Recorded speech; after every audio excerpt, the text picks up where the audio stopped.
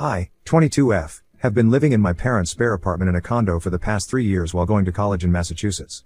My parents, both 50s, bought the place as an investment property years ago before they moved to Iowa. Over the years, my strong-headed father kept having issues with every tenant, leaving the place empty for a while. That was until I got admission into Massachusetts Institute of Technology and I had to move up there. My parents figured they'd let me live there and pay cheap rent while I went to school. It was a pretty sweet deal, $1,250 a month for a decent one-bedroom in a college town, utilities included. Sure, it's not a palace, but it's been my little home away from home. Coming from an Amish family, my upbringing was pretty strict, especially for me as a girl. My parents always drilled into me that a woman's place is to serve and support the men in her life, no matter what. I've always struggled with this, wanting to forge my own path but feeling the constant pull of familial duty. Also, my exposure and access to technology was pretty limited in my formative years. So it's quite ironic that I'm now studying computational and systems biology. A bit more backstory on my family. I'm the younger of 2 kids, and it's always been clear that my brother Noah, 27M, is the golden child. He's the smart one, the charismatic one, the one who can do no wrong in mom and dad's eyes, especially dad's. Growing up, he got the best of everything: clothes, toys, praise, you name it. If we got in a fight, I was always the one who got punished and told to be more accommodating. I remember one time when we were teens, I saved up my allowance for months to buy this beautiful dress. But when Noah decided he wanted to go to some concert in town the same weekend, Dad made me give him the money, saying he would give it back. But he never did. I cried for days, but what could I do? The strict Amish rules just never applied to Noah and I hated it. I think that was when I started wanting more for myself. Anyways, Noah's been living the high life in the city for the last few years, working at some fancy tech startup in Boston even before I moved to Massachusetts. He was so close to me distance-wise, but he was so far at the same time. He never asked to meet up and we aren't a call or hug type of siblings. So basically, we aren't close. I didn't mind not seeing my brother despite being in the same city. It was a breather from my childhood oppression. But here's the twist. Apparently Noah's company went belly up months ago and Noah didn't tell anybody. He hoped he'd bounce back but it never happened. Now Noah's out of a job and a place to live. Cue the theatrics. My mom called me up last week, all frantic and sniffly, going on about how poor Noah is going through a rough time and needs his family's support. I was expecting her to ask me to let him crash on my couch for a bit until he gets back on his feet. Which, I wasn't thrilled about, but family is family, right? But oh no, my mom had a very different idea. She straight up told me that I need to move out of the house and find my own place. Fine. It's not above them to displace me for their golden child. But here's the kicker. She said I had to keep paying the $1,250 a month rent so that Noah could live there instead. 1. They appreciated the petty income from the house and didn't want to lose it. But at the same time, she didn't want to collect any money from her precious baby. I was floored. I sputtered out something like, "But Mom, I'm still in school, I can't afford to get my own place right now." But she just kept laying on the guilt trip, saying how I needed to do my part for the family and how Noah is going through a tough transition. I felt like I was in the Twilight Zone. Like, in what world is it okay to kick out your kid who's been paying you rent, just to give a free ride to your other kid? I tried to reason with her, saying Noah is a grown man who can figure out his own living situation, but Mom just started crying about how I'm abandoning the family in our time of need. Admittedly, the rent is quite cheap and I'd never be able to find another place like that. Dad wasn't much help either when I called to plead my case. He just kept saying your mother has a point and we all have to make sacrifices for family. Then he started on this whole spiel about how as a woman, it's my duty to put my brother's needs before my own, how I should be grateful for the opportunity to support him. I wanted to scream. What about the sacrifices I've made? I've been busting my butt in school while working part-time to pay my own way. Where's my parade? I've been on a full scholarship for the past 2 years, not asking them for a dime for tuition. To be fair to me, I haven't always been perfect to those around me. There have been times when I've given in to my parents' demands just to keep the peace, even when it went against what I wanted or needed. Like when I skipped my best friend's birthday to go to some family reunion I didn't even want to attend, just because Dad said family comes first. I'm not proud of it, but I've played the role of the dutiful daughter more times than I can count. But this time, something in me just snapped. Maybe it was the stress of classes and my upcoming finals, or maybe I was just finally sick and tired of always being expected to put myself last. I finally put my foot down and told them no way, no how am I moving out and subsidizing Noah's freeloading. You'd think I just announced I was running off to join the circus from the way they reacted. Mom hung up on me after screeching that I'm a selfish, ungrateful daughter, and Dad sent me a long text about how I'm turning my back on my family and my faith. I've been stewing about this for days now, feeling like the world's worst daughter and sister. I get that Noah's in a bind, and I do want to help him out. But am I crazy for thinking it's completely unfair for them to expect me to put myself in financial hardship just to bail out their golden boy?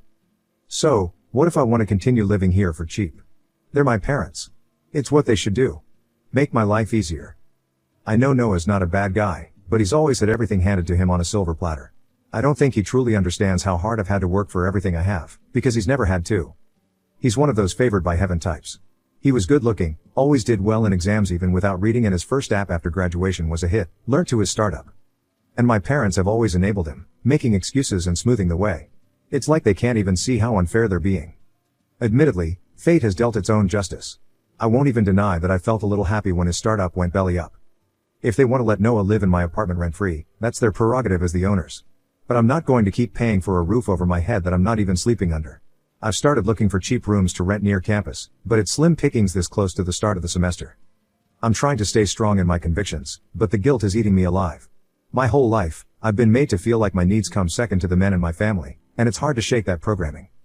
So, dear Reddit, please tell me, Ida, for refusing to move out of my house and keep paying rent so my brother can live there for free? Is it okay for me to put my own oxygen mask on first for once, or am I really being a selfish, disobedient daughter like my parents say? I'm honestly questioning everything right now. Part of me wants to just give in to keep the peace and not be the difficult one in the family. But a bigger part of me is screaming that this is my chance to finally stand up for myself and stop being a doormat. I'm just so tired of always feeling like I'm not enough, like my dreams and aspirations will always play second fiddle to the men in my life. Is it so wrong to want to put myself first for once, to want to feel like my needs and feelings matter too? So, Ida, for standing up for myself this time? Update 1. Wow, y'all lit my post on fire. First off, I want to thank everyone who took the time to read and comment, even those who don't agree with me.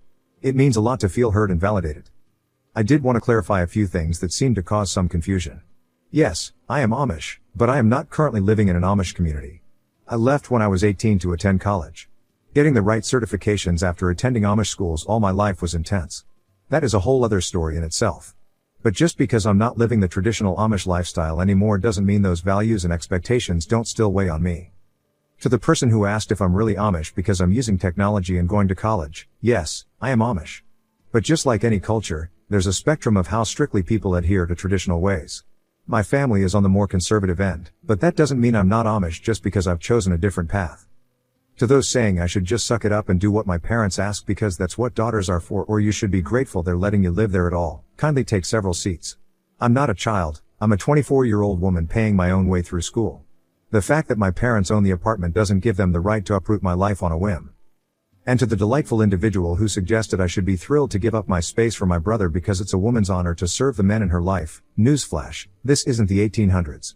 Women are not dolls put on this earth to cater to men's every whim. My dreams and goals are just as valid as my brother's, and I'm not going to sacrifice myself for him. It's funny how no one seems to be questioning why Noah, a 27-year-old grown man, can't sort out his own living situation. If the roles were reversed and I was the one who needed a place to crash, you can bet your bottom dollar my parents would tell me to figure it out myself. For those questioning why I even maintain a relationship with my family if they're so controlling, it's not that simple. They're still my parents and I love them, even if I don't always agree with them. Cutting off family is a huge decision and not one I take lightly. I'm hoping that by setting boundaries and standing up for myself, we can find a healthier dynamic. To the happy folks saying I should just get over it and that this is not a big deal, easy for you to say when you're not the one living it. Put yourself in my shoes for a moment. Imagine being told your whole life that your wants and needs come second to everyone else's, especially men's. Imagine finally building a life for yourself, only to have your family try to uproot it for the sake of your already privileged brother. It's not about the apartment, it's about the principle of the thing. And to the brave keyboard warrior who called me a spoiled brat for not bending over backwards to accommodate my brother, kindly take a stadium's worth of seats. It's not spoiled to expect basic respect and consideration from your family. It's not bratty to have dreams and ambitions of your own. I'm not asking for special treatment, I'm asking for equal treatment. Some of you have asked why I don't just move out and let my parents deal with the rent. Believe me, I would if I could. But have you seen the rental market in Massachusetts lately? It's brutal. Even with my scholarship and part-time job, I'm barely scraping by as it is since I absolutely hate asking my parents for money.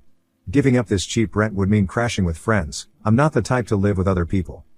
I get that family is supposed to help each other out. But I've spent my whole life being told to put my own needs last, and I'm tired of it.